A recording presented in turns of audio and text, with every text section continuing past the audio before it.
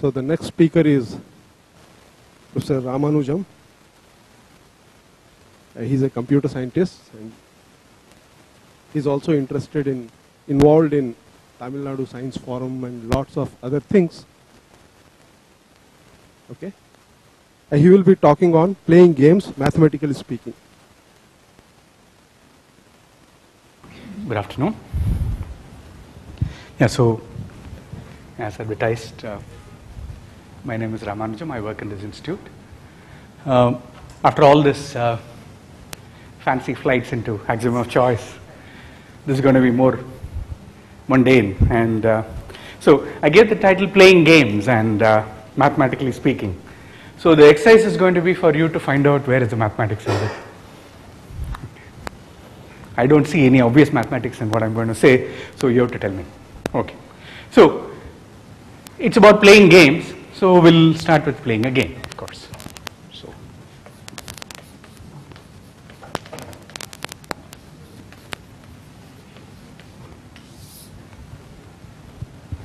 okay, so very basic game to start with. I need somebody to play with me. Will you please? What's your name? Chandni. Yeah. Okay. So tell me a number between 1 and 10. Okay.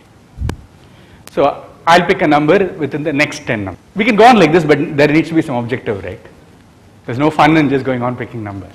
So the rule is whoever first reaches 100 wins. Okay. So you said 19, I said 20. You said, sorry? 20. 29, 29. 30. 35, 36. 42, 52. 59, 60. 68, 70. 75, 76. 85, 89. 99. 100. Okay. Thanks. Yeah. So, would you like to start? What's your name, please? Janani. Would you like to start, or would you like me to start? Yeah, please. 1, 2, 3, 10, 15, 20, 25, 30, 31, 40, 45, 46, 50, 51, 55, 60, 70, 71, 79, 89, 90, 100. Okay. Yeah. So, would you like to start, or would you like me to start? What's your name? Praveen. Yeah. Why don't you start? Or would you like me to start? You want me to start? Okay, 5. 10. 20, 30. 39, 39. 40. 40, No, I said 40. 50, Yeah, you can only pick in the next 10 numbers. 50, right? 51. 60, 61. 70, 71. 74, 78. 78, 89. You should resign at this point, right? Okay, so it's clear, right? It's clear that anyone who hits 89 is going to win. Why?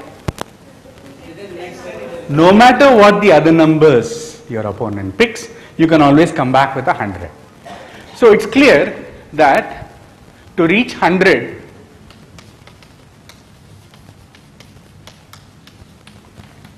it suffices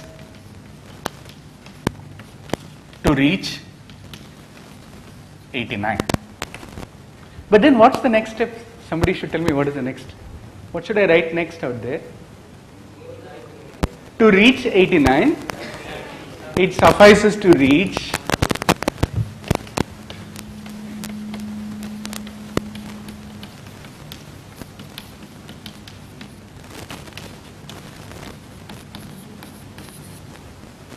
well then, go on. To reach 78, 67, and then 56, 45, 34, huh? 23, 12, 1. So, whoever starts has a way of winning the game. So, I would say for this, so is it clear that whoever starts can always win this game? Why? Because supposing you politely ask me to start, I say 1, right? Now, no matter what numbers you say, I can always say 12, right? And then no matter what numbers you say, I can always say 23, right? And then so on, right? So, the sequence 1, 12, 23, 34, 45, 56, this sequence constitutes a winning strategy.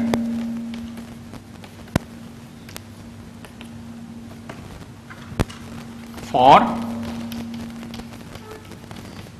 player 1, whoever starts. Who is player 1? Whoever starts. Where there are 2 players, so whoever starts will call player 1, other player is player 2. How did we arrive at this winning strategy? We said, okay, to reach 100, you have to get to 89. So this thing is called backward induction. Backwards induction. I am just putting it in quotes. There. It's just terminology, but it's useful terminology. Why is it backwards induction? You're doing some kind of induction, right? You're saying to do this, you know, this is what I should do earlier, and you're working backwards, right?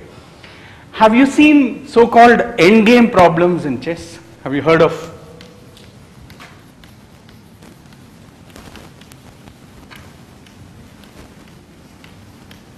If you have not heard of it, I would advise you to take a look at it. It's a lot of fun. There are a lot of chess puzzles which are of this form too, where you really have to work backwards to figure out what is going on. And here is an example of what we did was backward induction. But there is a notion that is interesting here, and this is really what I am interested in. This thing is a strategy. What's the meaning of the word strategy here? A strategy is something that what? Yes? Yeah? A plan. Think of it as a plan, right? So what kind of a plan is it? How do you use a strategy? Okay, in general when you are playing a game, certain moves are available to you, right? You can make, when you are playing chess, you can move the horse or the rook or the minister, whatever, whichever, right? Now, at a time, at any position of the game, you've got several moves available to you and you're picking one of them, right? Now, on what basis do you pick, right? When I tell you 17 and then you say 20, right? What are the choices available to you at that point? My having said 17, what are the choices available? 18 to 27. You can pick any one of the 10 numbers, and the method by which you pick is what you can call your strategy, right? If you have a plan, you follow a particular plan. Now you can say, okay, I knew the winning strategy, but then I was always doing a +1, for instance, right? Or I was doing going to the nearest round number, nearest multiple of 10. Right? You say 25, I say 30, you say 35, I say 40, like that. Why? Just to confuse you, if I can, right? So the idea is that, of course, you want a strategy. A good player is one who picks a strategy which the other guy cannot figure out, right? Of course, if you know what my strategy is, then you may in this case, there is no counter strategy, right? If I follow that sequence, you are dead, right? If I do 1, 12, 23, there is nothing you can do, right? Now, that is what is called a winning strategy.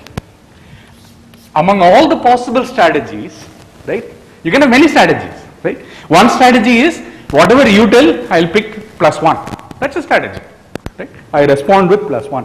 I respond with +5. It's a meaningful strategy because it tells me, it gives me a function that I can apply every time, right? It's a dependable strategy, but it may not be winning because in the process of doing this, you hit 89 and then my strategy will not help, right? Okay. So a winning strategy is one where no matter what the other player does, right? In this case of 2-person games, right? No matter what the other player does, if I follow that plan, I'm guaranteed a win, right? So now there are all these names coming in. There are terms coming in like player, rules, strategy, win, lose, all this is happening. So this is the sort of thing games are about, right? I'll say a little more about that, but after, maybe doing one more game. Okay, here is a game. So what we have seen is an example of a two-player win-lose game is what we have seen, right? Because we had two players and it's a turn-based game. This is all terminology, and let me just give you the terminology for now. So what we saw was an example of a two-player turn-based win-lose game. Why do you say turn-based? Because the turns strictly alternate, right? And we know games where it doesn't strictly alternate, right? When you play cards, okay, you play, if you get the trick, you play again. Otherwise, if you lose, it passes on, right? You can do many such. So this is an example of a turn-based game, and it's a win-lose game because there is a clear winning condition, right? One of the players wins, exactly one of the players wins, right? Both cannot win, and there is no win-win and lose-lose and all this kind of stuff here, right? It's a win-lose game. Okay, so here is another example, and okay, so here I think of a two-digit number. Again, very childish stuff, right? So I think of a number between 1 and 100. So you should find out what that number is. How many questions do you want? 7, huh? Can anyone do it with fewer questions? 21. Come on, you're saying 7. I'm not going to listen to 21. Anyone who says 3? 4 questions? Anyone with fewer than 4?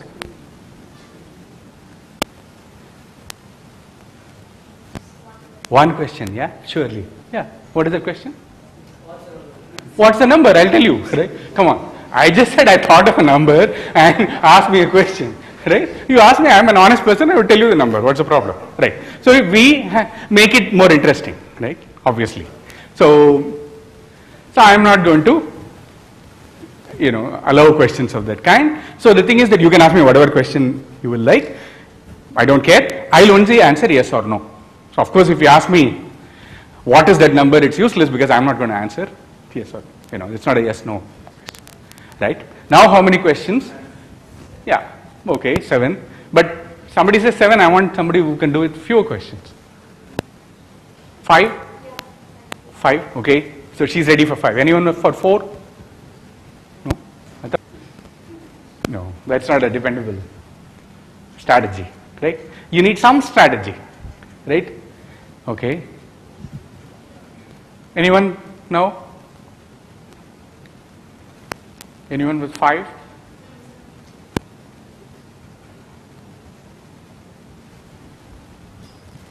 Yeah? Would you like to try with anyone? No one is willing to try. Yeah? Anyone for what? How many would you need? See, surely with 99 questions you can always find it. That's for sure, right? 99 questions suffice because you have eliminated 99 of them. In the worst case, you got only 1 left, so no problem, right? Okay. So, how many would you need? How many questions would you like to?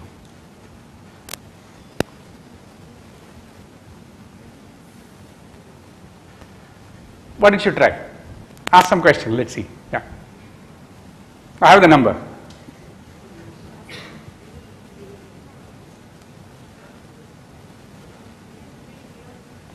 Is it? Is it between 0 and 50? Yes. Is it odd? There are 2 questions there. Is it odd? Is it a prime number? No. Yes. 3 questions.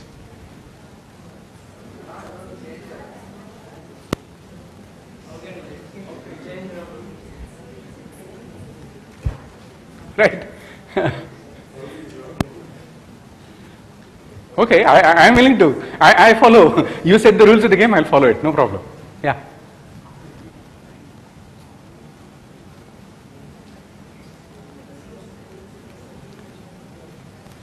So what have we got so far? You know it's between 0 and 50, and you know it's an odd number, you know it's not a prime. Okay, now?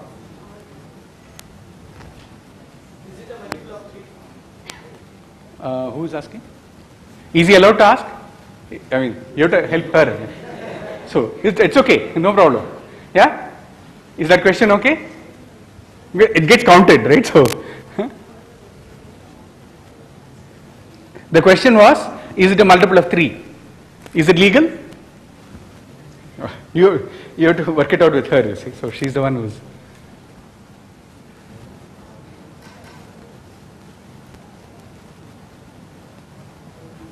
Yeah? Yeah, what's the next?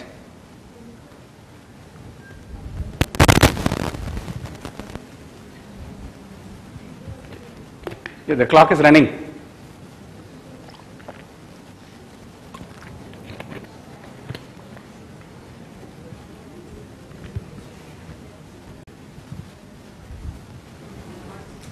Is it 1? No. Is, huh? If that's a yes no question and the answer is yes. Okay.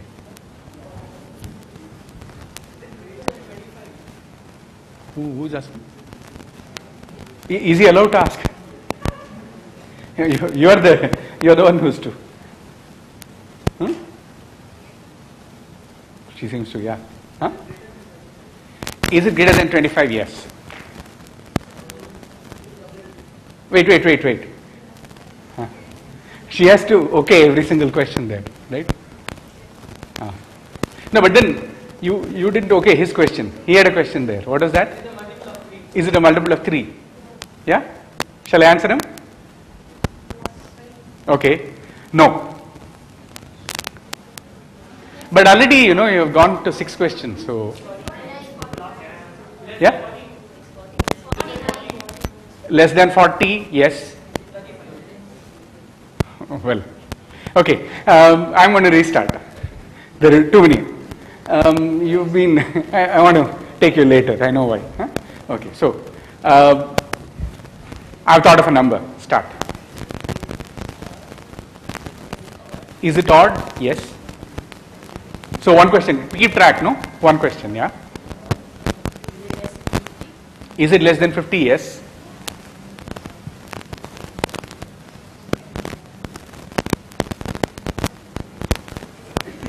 Is it a multiple of 3? No.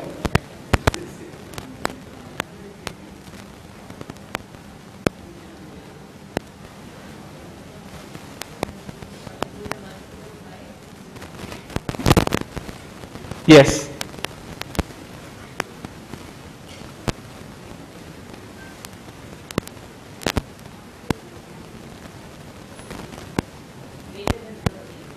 Yes.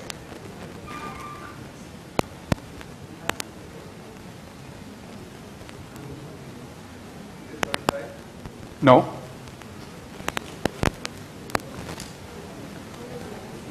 There are 7 questions already. No, 6, yeah. Yeah, 6.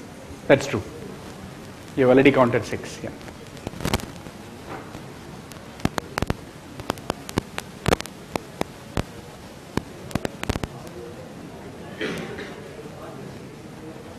So what are the numbers left? What are the numbers left right now?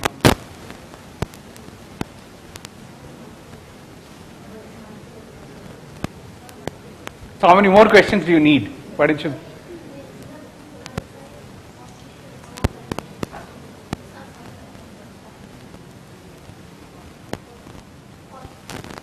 Yeah?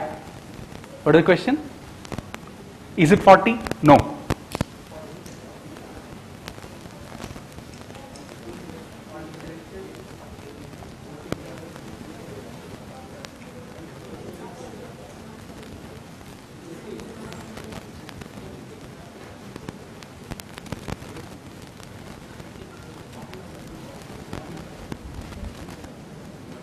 Well, you have the mic. Yeah? I said you have the mic. So. Yeah.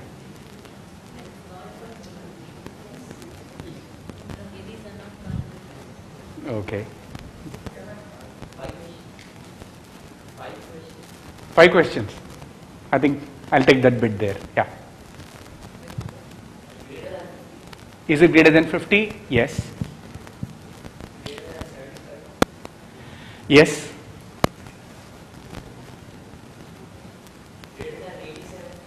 Greater than 87? No.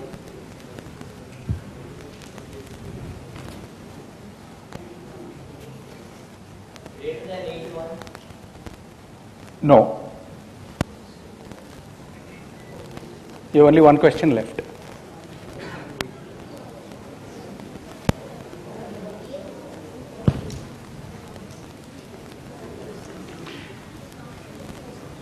What about, can somebody else advise him now? Do you think he should continue or resign? What are the numbers left right now? 76? 80. So there are 5 numbers, no, 5 or 6? 5 numbers, okay. Okay. And he has got only one question. So can he find out? Okay, let him try. Huh? Is it odd? No. But your 5 questions are over. This was the last. No. Right. Okay. Anyway, you can find it. But there is some strategy here. What was the strategy that was going on here? Can somebody say? What happens? Well, okay, you are halving. So that something is about that, right? You are starting, you are looking among 100 numbers. Right? What is the first question? Is it greater than 50? Greater than or equal to 50 if you like. Now, whatever answer I give, right? Whether I say yes or no, what is going to happen? The space that you are searching goes from 100 to 50, right? So it doesn't matter what answer I give. So this is no and this is yes. Could be the other way, doesn't matter, right?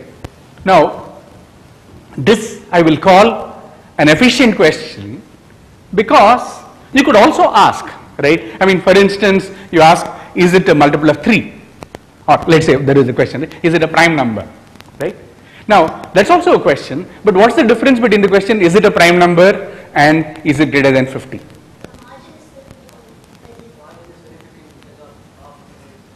Yeah, in the case of, if it's a prime number, you ask, is it a prime number? If I say yes, you hit the jackpot. You hit the jackpot because there are only a small number. How many prime numbers are there between 1 and 100? 20. Huh? 25. Yeah, you go and find out, right? Okay. Now, but the thing is, if I say no, you got a large set out there. You could also ask, is it greater than 10, right? If I say no, it's great because you've got only very few numbers. But if I say no, you have brought it to 90. Doesn't help. Other one, is it odd? This is a favorite question. Is it odd or even, right?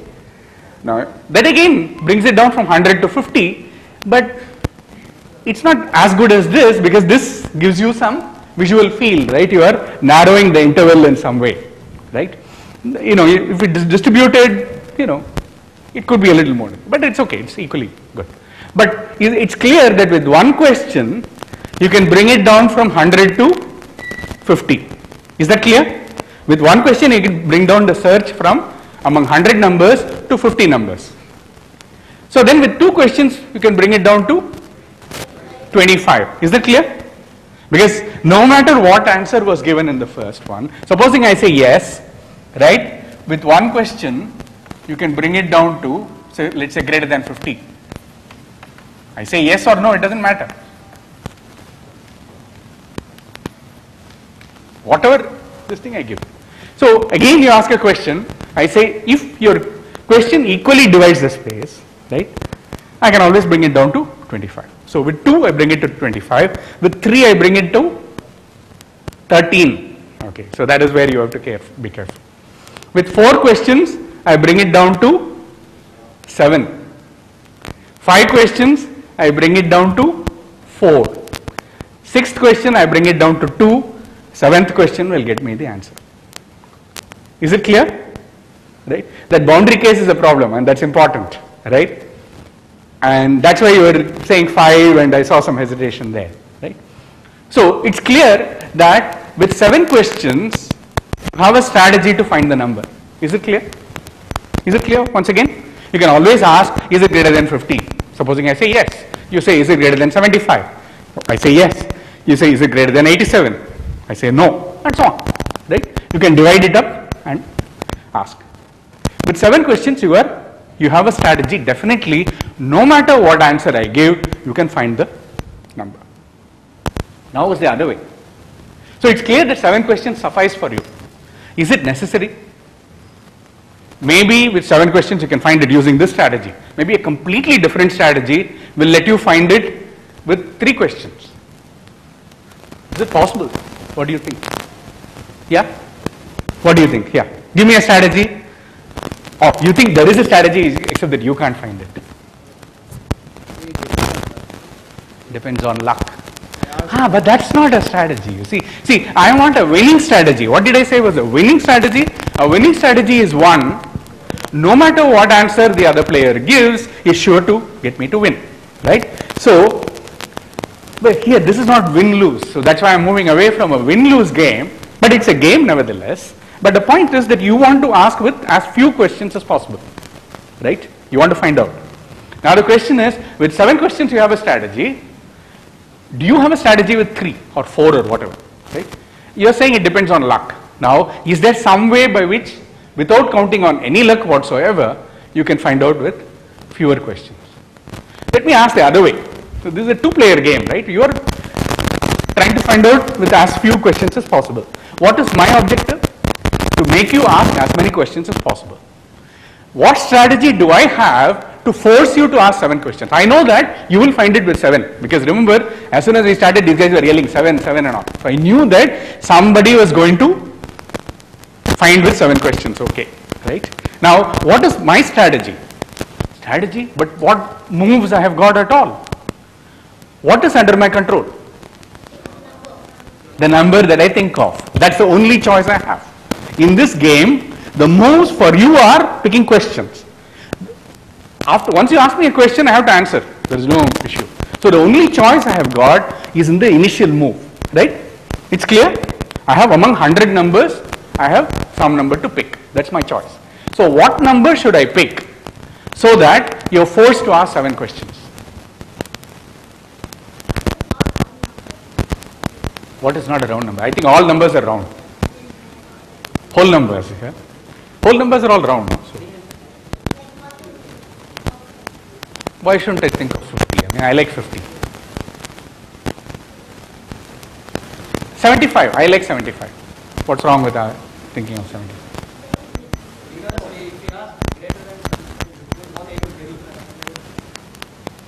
How do I know you are going to ask is it greater than 75? Right? Okay, maybe I should think of 45. 45 is a good number. What's wrong with that? Yeah? So what number should I think of? What's your guess? What number should I think of? So that you're forced to ask 7 questions. It will be like 100 by powers of 2, like 25, 375. Yeah, but powers of 2 didn't figure. Eh? Your first question was, is it greater than 50? So that is not a power of 2. In fact, there was no power of 2 in your questions at all. It is all 50, 75, 87. 100 divided by power. 100 divided by, well, I don't see. Yeah? What's your candidate number? What do you think I should think of? 1? Well, somebody asked, no? Did you? Someone asked, is it 1? Right? You asked, is it 1? Right? Now, I'm an honest person, right? If I have thought of 1 and the first question she asks is 1, is it 1? I'll say yes. So I have not. But that holds for any number, isn't it true? Think of 87. Suppose I think of 87, right? Or 87, 83. First question you ask me, is it 83? I'm dead. Is it clear? So, in fact, if I think of any particular number at all, I have a problem. So what is my strategy? Don't think of any number, right? And I am not cheating, right? My strategy to make you ask 7 questions is not to think of any number. So what do? I wait for you to ask me a question. If you divide it equally, right? For instance, if you ask, is it greater than 50? What should I say? Doesn't matter. Toss a coin, say yes or no. Just keep track of the answers you give. That's all, right? And she put me in a spot at some point. Did you say is the multiple of 3? Did you say yes or no? No. I have to remember all this stuff, right? Okay. Yeah. I was hoping somebody else was keeping track of all that, right? And so that's all you need to. But if you ask me, is it a prime number? What answer should I give? I'll be stupid to say yes. I should say no, right? I mean, there is this classic problem, right? So there are two people, two of you, and I bring a cake. And I say, share it equally, right? How will you cut it? I mean, suppose she comes and cuts it. You're not going to take it, right? Because she's not going to, give you in. So how should you cut it so that you can be sure that, you get whatever you want? Yeah? One cuts and the other chooses, right? So why does that work? Because if you cut it into unequal pieces, what will happen? The other person has first choice, right? Exactly the same principle, right? If you ask me a question that divides the space unequally, right, I'm going to take the larger piece of the cake, right? So if you ask me, is it a prime number? I will say no, for sure. So my strategy is only that.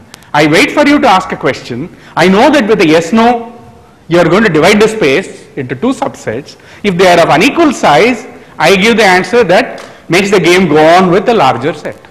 If it is equal, the best you can do is to cut it equally, in which case I'll just answer randomly. And I keep on going, and then I know that you must ask 7 questions. So here is a situation where 7 questions suffice for you to find the number, and I can show that I have a strategy, you have a strategy to find it in 7 questions, I have a strategy to force you to ask 7 questions. A game theorist would call this in equilibrium. Okay, it's a nice term, and basically quite a bit of game theory is about studying things. You call this an equilibrium because you don't have any reason to shift away from this. I don't have any reason to shift away from this. This is what we would do. Okay, computer scientists call these things upper bounds and lower bounds and so on, right? So the 7 is an upper bound for you. Number of 7 questions, and it's also a lower bound.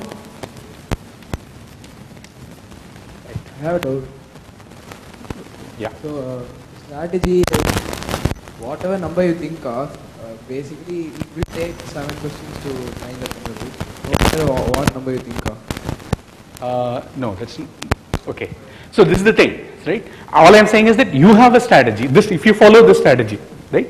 Divide and conquer or binary search or whatever you can call this. If you follow that strategy with 7 questions, you're sure to find it, right? And now what I'm saying is, I have a way of behaving, right? I have a way of giving input to the game, which is thinking of a number in such a way that you're forced to ask 7 questions. What I'm saying is, whatever number you think of, I'm forced to ask 7 questions. If you want to, if you do not want to depend on luck, that's why it's a lower bound, right? Right? My strategy is, I will not think of any number. Whatever question you ask me, depending on how you've divided it, I'll give that answer. So the goal of your strategy is to force me to ask 7 questions, at least, yeah. Of course, if you ask more, I'm happy, no problem, right? So think of it this way. Okay, so this as a game, you can think of, in the previous game, we had a winning condition. One person wins and the other person loses. In this game, there is no win-lose. This is not a win-lose game. This is what people would call a game with payoff. Okay, the payoff I get is the number of questions you ask. So the more questions you ask, the happier I am, right? So all I'm saying is, I can be sure of getting a payoff of 7, and of course I would love to get more. And what about you? What is the payoff you get? It's the negative of the number of questions you ask, right? So if you ask 10 questions, you get a payoff of -10. I'm sorry that you get only negative numbers, but I hope you like negative numbers, right? So you want to ask as few questions so that you get as much as possible. So the best you can hope for is -1 question, right? And I would love to make you ask 99 questions, so I get a payoff of 99.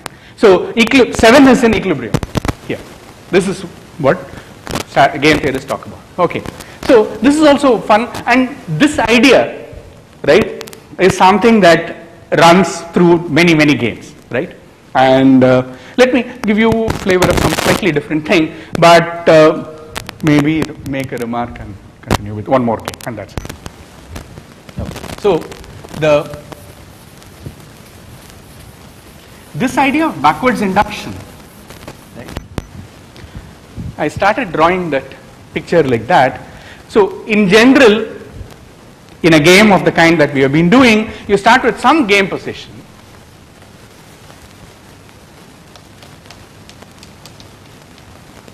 and in the guess, that reaching 100 first, the initial position was whoever we start, and somebody picks a number, right? You have a choice of several numbers, and then you are in a new position, several numbers, and so on.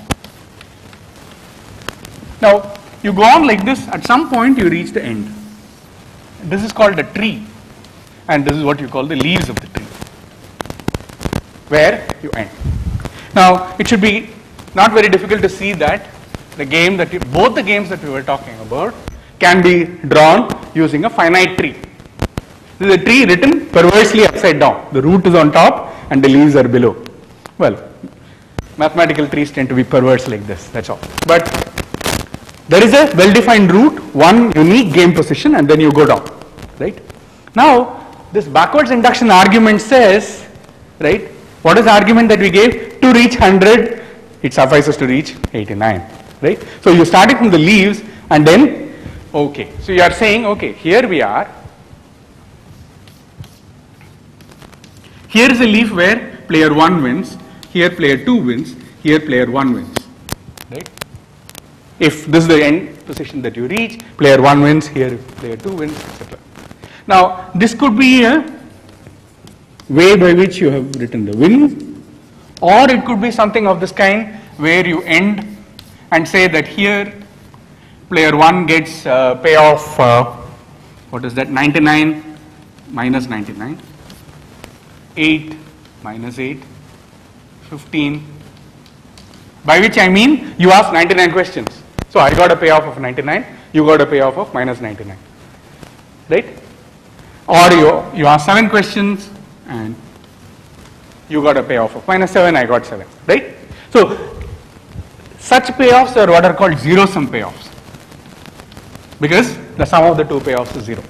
But it's a more general thing than saying who wins, that's all. Now, in general, when you've got a situation like this, now you say that, what was the previous position? The previous position, somebody made a move, right? It must be player 1 or player 2, right? Supposing it was player 1's turn, right? Now, player 1 has control over what happens now, can pick a move. Would player 1 pick this move? Well, if you are stupid, you might do it, but if you are thinking of what consequences there are, you realize that if I pick this move, I win. If I pick this move, my opponent wins. So I would rather pick one of these, either this or maybe this. So in any case, if play reaches this point, you can say that player 1 has a strategy to win the game if I get here, because I can always pick. Right? So I can say that player 1 can win this position. Right? If, for instance, it had been the case, this is player 1's turn to move, 1's turn, but in all of these situations, player 2, then it doesn't matter. No matter what player 1 does, this is the position that will be 2 wins this position, because no matter what move player 1 makes, 2 is going to win the game. So what you can do is, starting from the leaves, right, you can go one level up and see who wins. Now, of course, you can do that, you can keep going up. That's what is called backwards induction. So you can keep going up all the way, and it's a finite tree. So what will happen? At some point you will hit the root, right? And at the root you will say player 1 wins his position or player 2 wins his position. It doesn't matter. So you are able to determine. So this little argument, very simple argument, you can sit and formalize and show induction and show that no matter what is the size of the tree, however deep your play is, you are going to, one of the players is going to have a winning strategy. Now this is something attributed to Zermelo in 1930. This is the theorem that is going to celebrate a century next year, the centenary of this theorem, and it's an extremely interesting theorem. It says every finite tree like this, right? Every finite game, two-player win-lose game, every finite win-lose turn-based game is determined, it says. Determined means one of the two players has a winning strategy. Now Zermelo was interested in proving this theorem for a particular game which we all like. What is that? Chess.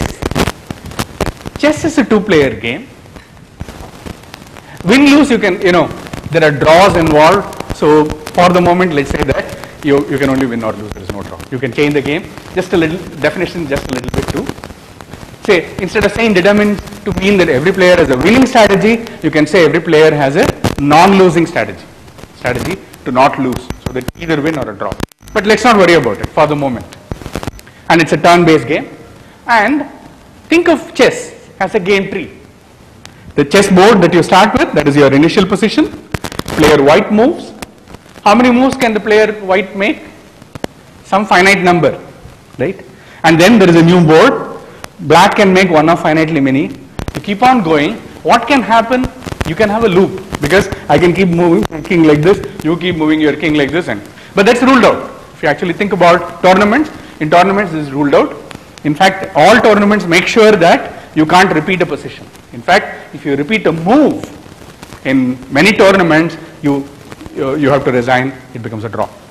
So, okay, forget that. But it's very easy to rule out loops so that it's a finite tree. So, Zermelo's theorem, which as I said, you can sit and prove, it takes 15 minutes for you to set it up and prove, assures you that the game of chess is determined. Determined means what? Either player white or player black has a winning strategy. If only we knew who, right? We still don't know, right? So this is a theorem that's very interesting, because mathematically it's very interesting, because it says there exists a winning strategy for one of the two players. Till date we don't know, we can't find out, and it's very easy to calculate how much time a computer, why should you figure it out? Ask a computer to figure it out, right? But then the size of the tree, size of the chess tree is humongous. You know how many nodes there are there in these little circles that I have drawn, right? What is your estimate? How big is that? Well, something to the power of something, why don't you say like that, right? At every move, how many moves can you make, right? There are 64 positions, right? 8 by 8, right? Now, this is huge. You can sit and calculate, it's somewhere around 2 to the 150 or so, right? Now, 2 to the 150 is a huge number, right? Now, so even if you think of super duper computer technology which will sit and analyze the whole tree, you've got a long way to go, right? So, it's not clear that just because somebody comes and tells you that there exists a strategy for one of the two players means that you will find it. Okay. So, so this thing gets very interesting. You can ask like actual games, how do you compute strategies? Does it exist? Sometimes you know that it exists and you can't find it. Sometimes you don't know where it exists, etc. Finite games, this is true. Then if it is not turn-based, if it is not win-lose, what happens? Things of this kind. Again, you can show that the kind of equilibrium that I was talking about, you can show for finite games, but perfect information, etc. comes in, so I don't want to go into it. But there is some very nice, interesting way of going about this. Right. But let me end with this, pointing out one more game which you can actually play, and which you can, and it's a very popular and famous game. This is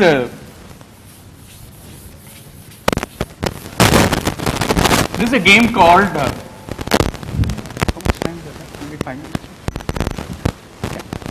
Okay, I'll just mention the game. Okay, so this is a famous game called NIM game. So the NIM game is as follows. I have some piles of sticks, okay. Okay, you play with matchsticks or counters or whatever. Imli seeds, I usually do. So let's say that you got several piles. Okay, here is a pile of sticks. 5 matchsticks. It's not a pile, I've laid it out. Doesn't matter. Another pile has 7 and let's say 3. Okay. So some number of piles are there. Each of them has some non-zero number of sticks. Okay. What are the rules of it's a 2-player game. Player takes turn. The 2 players take turns. And supposing you start, what do? You pick one of the heaps and remove some number of matches. Right? You have to remove something. That's all there is. Right? Maybe, for instance, supposing you pick this row or this heap. Right? You could remove 1 match or 2 matches, 3 matches, 4 matches, 5 matches. You could remove all of them. Right? You must strictly reduce some pile. That's all. Okay. Then I get my turn. I pick one row, reduce some number of matches. We keep on going. But what is the winning condition? Well, if it's your turn to move and there is nothing left, then you're gone. Is it clear? 2 players take turns, right?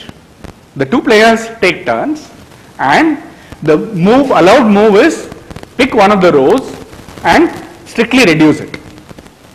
You can always bring it down to 0 if you like, but you must reduce. You must do something. Right?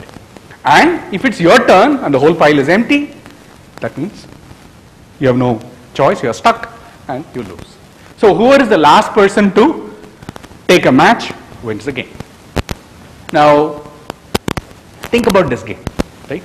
This is already, in terms of the tree picture that I was talking about, you can try to draw the tree, it's big enough, right? Because think about it, right in the beginning you can see, right? I can pick one of the 3 rows. Picking row 1, already in row 1 there are 5 possibilities, right? In row 2 there are 7 possibilities. And row 3 there are 3 possibilities. How many moves that I have initially? 3 plus 7 plus 5. This many, right? I can pick any one of them. So the tree is humongous. So you can't sit and exhaustively search every possibility and do. And this is just for this.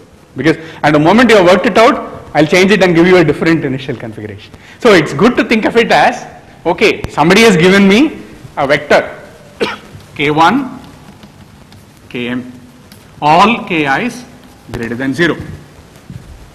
That's what I've given you, right? And what is the move? Pick any one of them, reduce. That's all, right?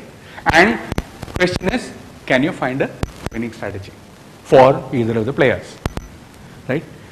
How do you, and obviously it will depend on the numbers that you begin with, right? So you want your notes, so the strategy that you want is something, some function that you can apply no matter what is the configuration, no matter what vector is given. What will the strategy tell you? It will give you a pair. It will tell you one index among 1 to m and then it will tell you the number that you must reduce. That is what you call a strategy. Now, what you want is a winning strategy. That means what? You must do it in such a way that whatever the other opponent is going to do, you're going to have the last match is yours. That's what you want, right? And I assure you that it is possible. This was solved by Bouton in 1905. This is another thing that has celebrated its centenary. It's all long ago. Okay, but Axiom of choice is older. So 1905, this was solved and he gave a complete solution. And just this little game, by the way, NIM comes from, don't do Wikipedia because I found internet says that it's a Chinese game, it's not. It comes from the German word nehmen. Nehmen means to take, okay.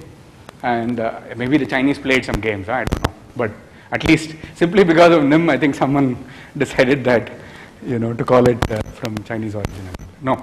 So think about it and think of how you would play and how you would solve a game like this, because this game, it turns out, has many interesting characteristics and it's representative. In some sense, if you solve NIM games as a class, you solve a whole lot of other games that reduce to NIM in some sense. And there is a very nice book called Winning Ways.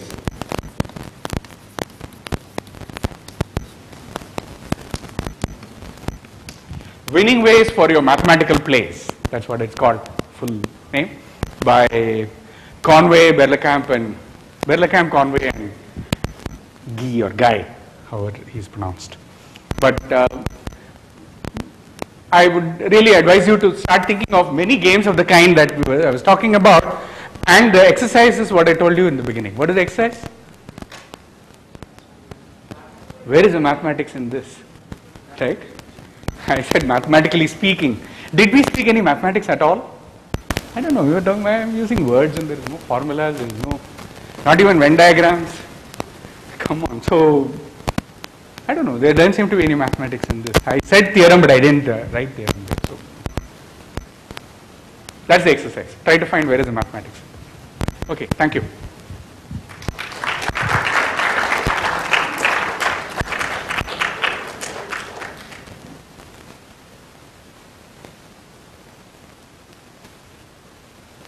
I'll also give my email address, so in case you have some solutions for the NIM game that you want to send me.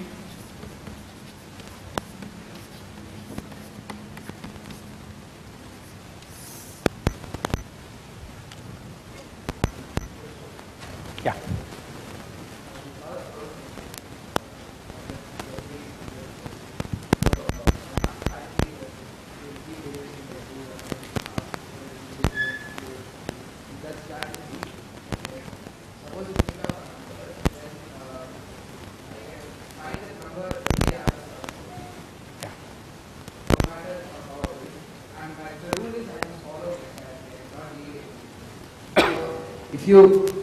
No, I didn't say that.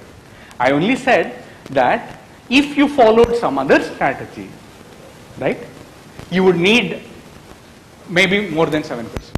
You know, the number of questions that no matter what strategy you use, right, the number of questions that you will ask is greater than or equal to 7.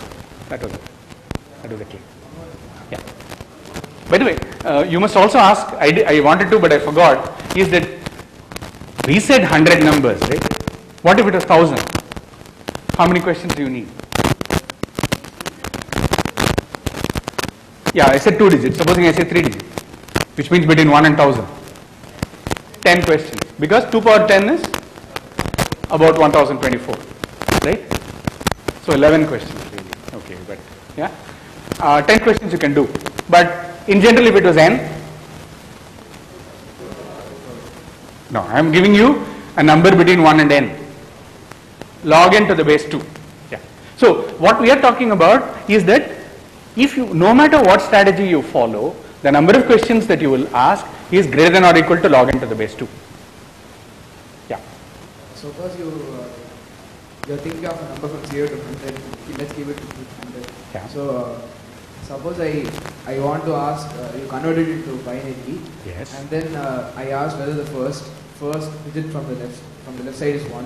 Excellent. You say yes, and then I ask you the second digit is 1, and then you say yes, and then Yes. I can skip 2 questions because the next 2 should be 0 because the number is between 0 and 100. But the point is that you are just giving me the proof that it's log n to the base 2, right? Because n, how do you write n as a binary sequence? Well, log n to the base 2 digits. That many bits you have to write, and each of them can be 1 or 0, and you are trying to find out whether the question that you are asking me is which bit is 1 and which bit is 0.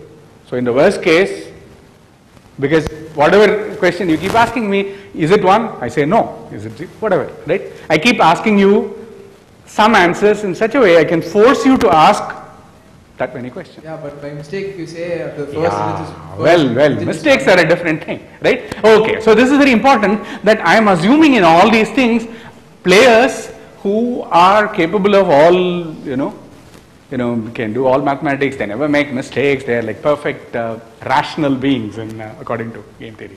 So mistakes are a different story. In fact, you can try to find strategies that will tolerate up to 1 mistake, tolerate up to 2 mistakes and so on. That's also fun. And you can actually give answers of that kind. But yes, mistakes are a different story. I'm here assuming that everything you do it without making any mistakes whatsoever. Anything else? Suppose you're writing this game as a code and making sure the computer never loses. Is there any way of ensuring the computer never loses other than missing out each and every choice? If the player makes this choice, then loses. Yes, so that is the backward induction strategy. By working backwards, because the finite tree, I can make that. But unfortunately, that program will take a very long time to execute. Right? In the case of chess, right? The running time is, huge. You have to list out each and every case and then That is the only known thing. That doesn't mean that. I'm saying that Zermelo's theorem assures you that for a finite game of this kind, the computer can always win. But may take a very long time, right? So not in your lifetime maybe, right? You start the program, it will in 500 years from now find the answer. Doesn't help.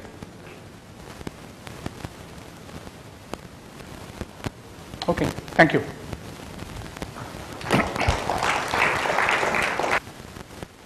So, I would also like to thank all the speakers of today and all the chairpersons. And I would also like to thank, our office staff, Mr. Vishnu Prasad and his group, who have helped us quite a lot in organizing this. And also thanks to you, all of you who have, despite the climatic conditions, you have made it come here. Hope you have learned some insights into mathematics. You have, for example, this talk, where is the mathematics? That's an exercise for you. You can think about it. Hope it was something you got it from this one-day workshop, and we would be happy if that reflects in your, once you go back, if that reflects in your pursuit, academic pursuit and habits, we'll be very happy about it. So thank you very much for coming and attending. And there will be a tea break now. At the end of the program, there will be tea. And tea will be dispersed here right now. Please stay here. Please go home safe. Thank you. And participation certificates are also available.